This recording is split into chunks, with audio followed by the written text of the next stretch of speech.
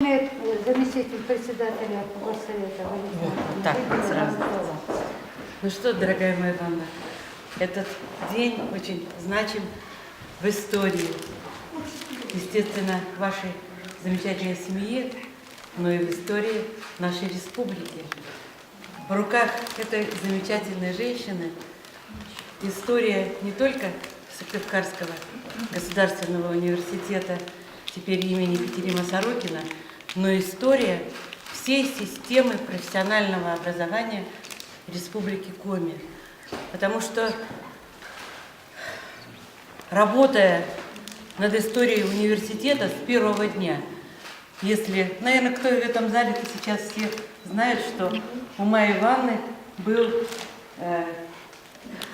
служебный документ, удостоверяющий ее работу в университете под номером 1. Я правильно говорю, Майя Ивановна?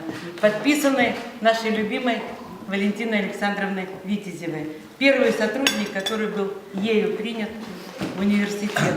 И она с первого дня служит этому храму науки.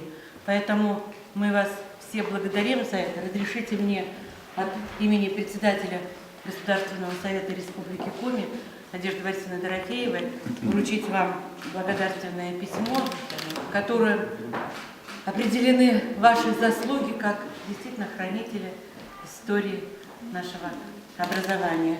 Этот букет, чтобы всегда был олицетворением, вы были олицетворением такой же красоты, как эти цветы, и долгие годы еще были вместе с нами в этом замечательном храме науки.